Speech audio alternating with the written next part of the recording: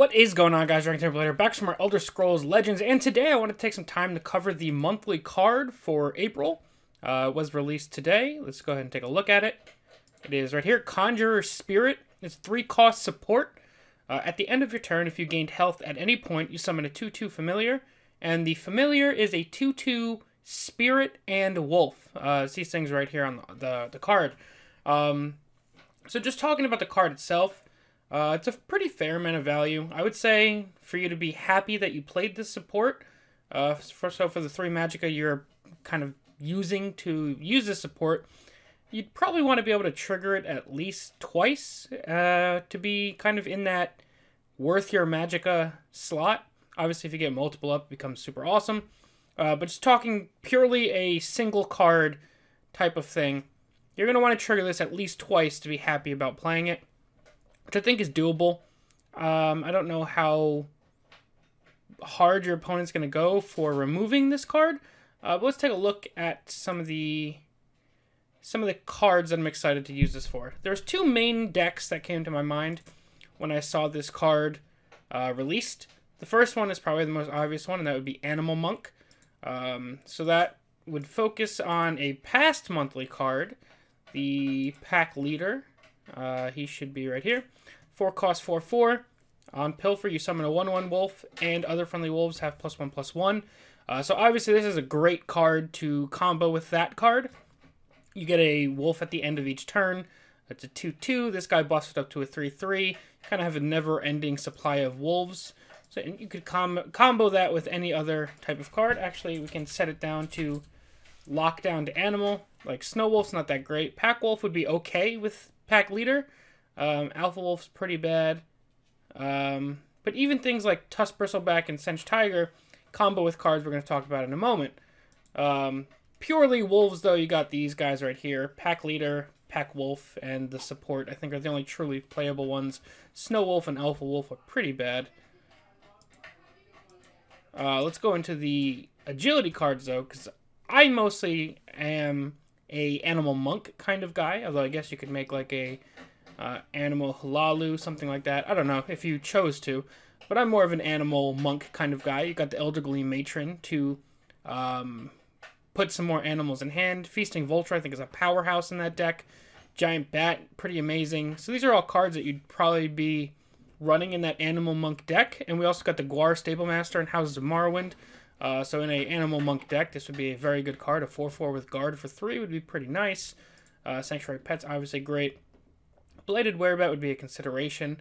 Nyx Ox does count as a animal, so that would be pretty good for Animal Monk. Beast Caller still functional, and then you have Cliff Racers for giant charges. And then the kind of walloping major force in that deck is dropping this 7-cost Shadow Green Elder. Gives all your animals and other Spriggans, but more so animals in this case. It's going to give you +2/+2. You still do have to focus on how you're going to be gaining health if you're playing Animal Monk. So you could do that with things like Drain on the Moonlight Werebat, Bruma Profiteer inside of Willpower. There's Snaketooth Necklaces in green. There's Priest of the Moons. There's a lot of ways to gain health in Monk. So I think that won't be too hard. And if you want to do something like Animal Halalu, I don't honestly think that's in your best interest. And then something Animal Spellsword wouldn't be great. I think you really want to play Monk so you have access to the Eldergleam Matron and the Shadow Green Elder. And then to an extent the Beast Caller and the Nyx Ox. But as far as health gaining goes, let's take a look at some of the health gaining cards that we'd be looking at inside of a Monk type of deck. We have Elixir of Vitality, which would be a cheap support that you can use to trigger 3 times. So for 1 magicka, you'd have a guaranteed 3 triggers for that support, obviously provided that neither support gets removed. You got Bruma Profiteer, which I think is a pretty good card. All you'd have to do is keep this guy alive and summon at least 1 creature per turn, and that would be proccing your support for you. Crassius' Favor, while it doesn't fit really the Animal Monk theme, it would fit a health gain Monk theme in general. Give you 2 1/1s and giving you health. These are some weaker options, but obviously still options. Dawnstar Healer would be great, but you have to go face, so it's kind of a limited resource as far as gaining health. Rift and Lawkeeper I think is great in that deck. Undying Dragon's probably pretty good. Feasting Hunger I think could shine as well. A 3-cost 3/3 with guard is pretty solid for keeping you alive, which you're going to want to do while you kind of build up your animals on the board. And then gaining 1 health for each enemy creature obviously fulfills that gain health requirement, as well as kind of keeps you alive against more aggressive decks. And if you get into the green department, playing some agility cards, House Kinsman's alright. It does push some damage as well as gain you some health. I don't think you're going to be playing Woodland Lookout. Dragon Package isn't the worst thing you could include. You got Undying Dragon here, and you also have Shearpoint. I just don't think you're really going to want to include that package in an animal or life gain monk deck, although it is, I guess, potentially doable. Thievery and Ransack you're probably not going to run. So you're not working with a ton of life gain cards, but you could also look at some drain cards in these colors, where you've got Chaindaw Sapper. Vivek City Pilgrim's probably a pretty good one from the new set. Not a ton in Willpower, but Palace Prowler, the Spriggan, Conditional Freebooter, Giant Bat, Moonlight Werebat, Nixhound. Like, there's a lot of really good drain cards in Agility. So this is probably where you're going to want the crux of your life gain to be for that kind of deck. Brynjolf's probably going to be a guaranteed run in a life gain monk. Clockwork Scorpion's pretty good as well. If you wanted to push the Spellsword variety, you've got a little bit more drain for life gain Spellsword. Barrowstalker's obviously really, really good. Grimshield Brothers Conditional. Blood Magic Lord can gain a drain life from a Blood Magic spell. I just don't know how good they are in general. And then we're also going to look at some dual color cards. The Monk Strike and Protector of the Main are some powerhouses you have available to you if you're running a purely life gain monk. And then Clockwork Dragon honestly isn't too bad either. So maybe you could include a dragon package in a life gain monk, considering 2 of the 3 dragons have drain, and then you have the Woodland Lookout that would be gaining you health as well. So that honestly doesn't sound horrible on paper. I hadn't really thought about it until I started talking about it out loud in the video. But having Undying Dragon, Cliffside Lookout, the 3-cost dragon synergy guy for Willpower, is not too bad. He'd be a pretty solid body on the board. Obviously, Woodland Lookout's really good. Then you combo that with Shearpoint, Clockwork Dragon, and the Undying Dragon. I think you've got yourself a pretty decent dragon core there. I don't know if it's better than a more quote-unquote traditional life gain package, but who knows. You also have Wolf Cage as a option for that animal monk list. That summons 2/2 wolves at the end of every turn, and it gives +1 to +1 to each other friendly wolf. I think this one's a little bit slow.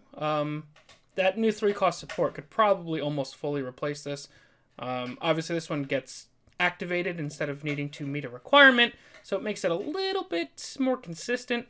But I think if you're running a deck with this support, you're going to run many different ways to gain health, so it shouldn't be the most difficult thing for you. Let me see if I still have my Animal Monk or Life Gain Monks lists on here. Probably deleted them a long time ago. Here's Animal Monk, actually. So this is something I had thrown together pretty quickly for a video, starting with Fighters Guild Recruit. I think there's a decent amount of prophecies in this deck as well. 15 prophecies, yeah. So you got the Shadow Green Elders, the Beast Callers, Cliff Racers, Viper, Pack Leader, Werebat. So this is kind of like a generic monk shell, just with a focus on animals. So you could definitely tweak this list a little bit to make it even more life gain focused. You could drop the Ankle Snappers for Bruma Profiteers. You can add the 3-cost support in there, maybe cut out Hive Defender or Javelin or something like that. I don't really know. You'd have to look more. Maybe even cut out Fighters Guild Recruit or Lurking Crocodile, one of those two. So this is just a shell of a list I tried one time. A viewer requested to see Animal Monk, so I threw this together pretty quickly. And it actually played pretty decently as a pseudo-aggressive mid-range deck on the ladder. And probably I'll be starting with this as a shell and tweaking it to try an Animal Monk list, as well as at one point I did try and make Life Gain Monk work back when Protector of the Main was first released. And I still like this card a lot, and I really want to get him to work, so I might go back to trying Life Gain Monk as well. And if there is any time to do it, I guess now would be the time that we've got this new monthly card. But that's all I've got for now as far as my thoughts. Let me know what you guys think down below in the comment section of the new monthly card. Do you have any plans on playing it? And how are you planning on playing it? if you've got a Animal Monk list or a Life Gain Monk list you want me to try out or kind of start from for theory crafting, let me know. Or if you're going in a completely different direction, let me know as well, because I'd love to know what you guys are thinking. I think this is a pretty cool card. Power level isn't crazy high, but I think it's one of those build-around fun cards that kind of right up my alley. But yeah, that's going to be it for now, guys. As always, thank you all very much for watching. I'm DragonTamerBlayde, and I'll see you guys next time. Peace.